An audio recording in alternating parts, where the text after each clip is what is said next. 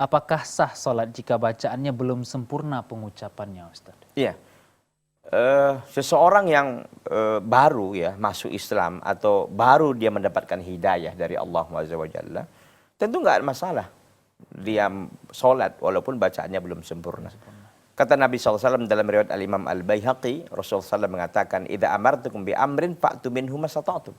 Apabila aku perintahkan kalian dengan satu perintah, maka lakukanlah perintah itu semampu kalian.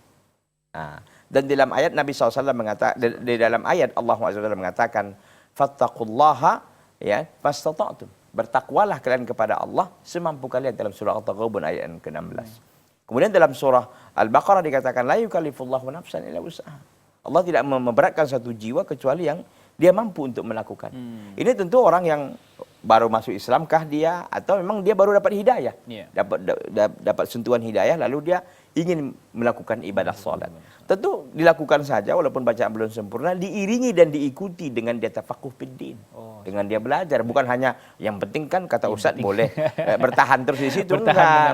Harus grade-nya ditingkatkan gitu, grade-nya ditingkatkan gitu. Jangan hanya ala kadarnya saja, nggak boleh ala kadarnya saja gitu. Jadi wajib dia untuk belajar dan belajar agar bacaan dia bagus dan bacaan-bacaannya sempurna semuanya. Baik, baik, jazakumullahu khairan, Ustaz. Artinya bagi orang yang baru belajar ini tidak dibebankan harus fasih bacanya. Iya, bagi orang yang sholat, orang yang baru tadi itu, apakah dia baru masuk Islam umpamanya, kan belum tahu dia. Atau orang yang memang selama ini Islam tapi jauh dari hidayah. Iya, nggak pernah sholat pun selama ini dia gitu kan. Berpuluh tahun ditinggalkannya sholat.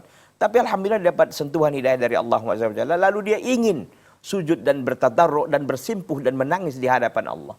Tentu dia nggak tahu bacaannya juga, mungkin ngaji nggak bisa gitu kan. Berapa banyak kaum muslimin nggak bisa baca Al-Quran per hari ini. Per hari ini, bukan kemarin-kemarin. Per hari ini gitu loh. Jadi ini tentu PR kita bersama. Bukan berarti kita ini tidak. Kita ini semua kita saling melengkapi dan saling kita mendukung, dan memang kita kewajiban kita lah ya untuk menyampaikan ini kepada masyarakat luas. Baik, jazakumullah khairan.